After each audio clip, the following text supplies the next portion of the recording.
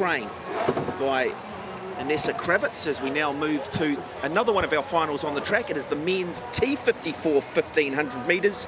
We saw a wonderful race in the women's T54. Can the men give us a repeat dose?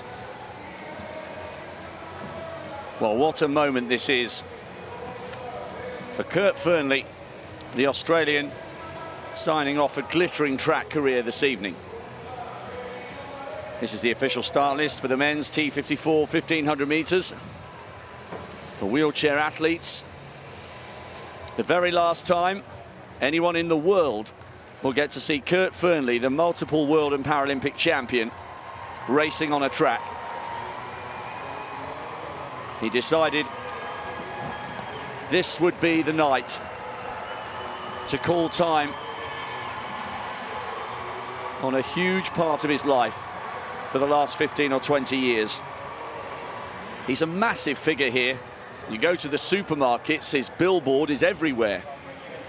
He has just as high a standing and profile as the finest of Australia's able-bodied athletes.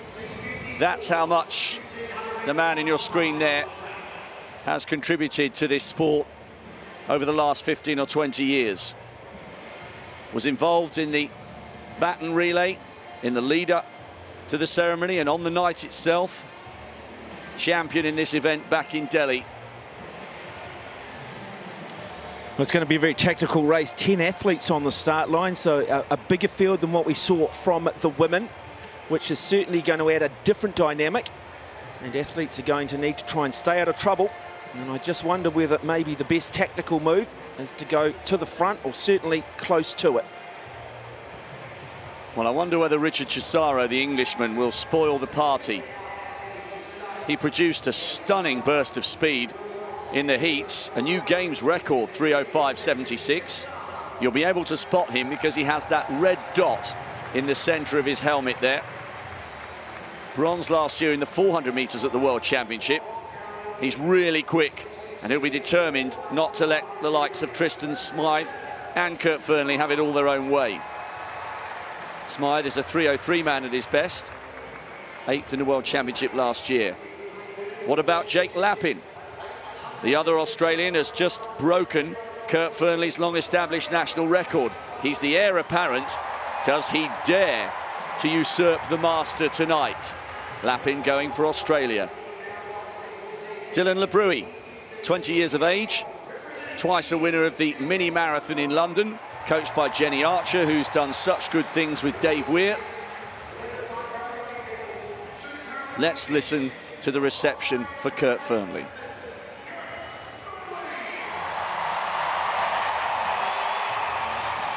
He looks emotional already.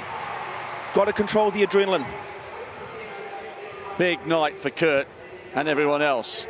Ngabi Botsio, he formed the first Ghanaian Paralympic athletics team. God be the glory. He's a big figure in the sport in his own right. Nathan Maguire, finalist last year over 200 metres. He's at the beginning of his journey as a wheelchair racer. I've met his family, they're lovely, so proud of him. Alexandre Dupont picked up the bronze for Canada in this event 4 years ago. Multiple Pan American medalist. For Northern Ireland, world junior champion over 8 and 1500 metres, Jack Agnew. And on the inside, youngest of the Australians, Sam Rizzo, three-time a world junior bronze medalist over 100, 800 and the 5,000 metres. This is about Kurt Fearnley signing off in style.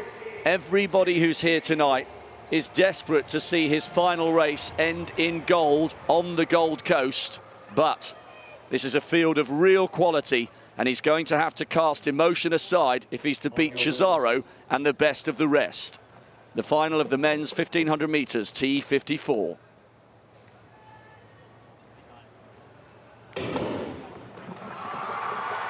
It's the kind of race and the kind of atmosphere that gives you goosebumps, even if you are a neutral.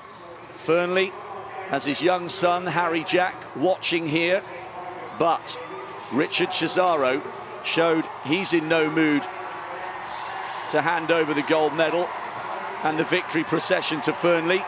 He was brilliant in the heats, and he's decided to go right to the front here. There is Chisaro. Well, the Australians now beginning to position themselves strategically, just wanting to stay out of trouble. We talked about prior to the start, this is a very large field, and it is almost a peloton, to use a cycling terminology here. This will be tactical, but Fearnley just sitting comfortably in second place on the inside at the moment, allowing the Englishman to do the work. Again, with that red dot on his head, this is going to be a very strategic race from all of these competitors. Look at this, though, from Fearnley, coming up alongside Richard Chisaro. Chisaro was absolutely brilliant in the heat. Fearnley keeping himself out of trouble. He's almost at the front of this arrow formation, but he's still not quite getting on terms with Richard Chisaro. And when these men accelerate, they really can move. So he's in position to try and cover the move as and when Chisaro goes for it. Well, the thing with the disc wheels is you will hear a humming noise. They'll be aware if anybody is coming over their right shoulder. Big gutsy move from Chisaro. Some athletes like to go to the front. They get a sense of empowerment. They lift because they're at the front. Others prefer to sit back. It is about being patient. Rizzo trying to come through on the inside.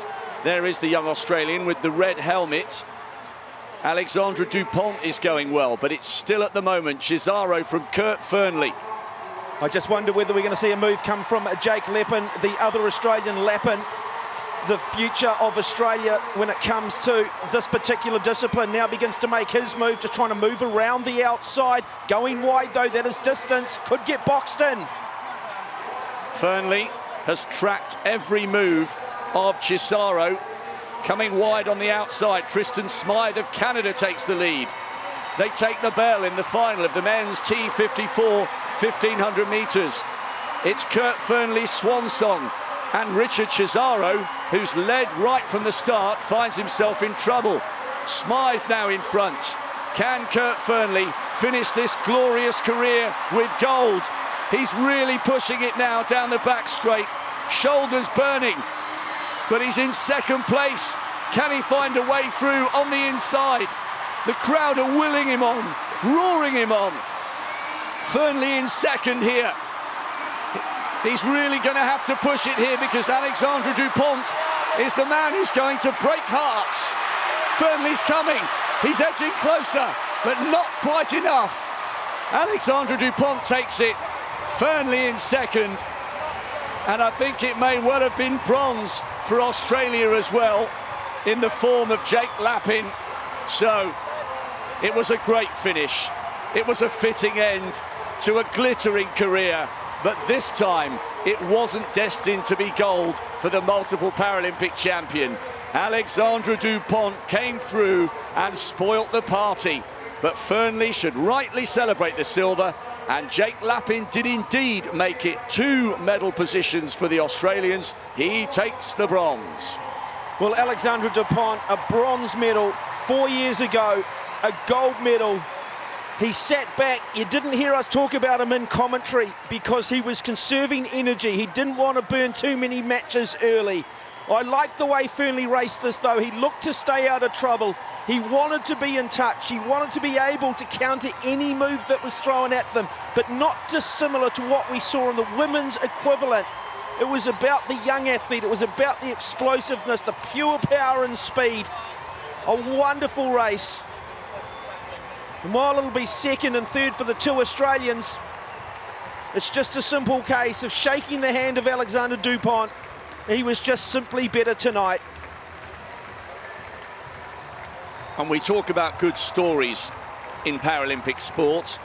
Alexandra Dupont, an absolutely sensational performance. Multiple Pan American Games bronze medalist. But here he goes, grabbing the race and the momentum by the scruff of the neck. Chisaro was burnt out the back. He ended up finishing in 8th place, miles slower than he pushed in the heats for the game's record. Dupont was determined to upgrade his 3rd place finish from 4 years ago.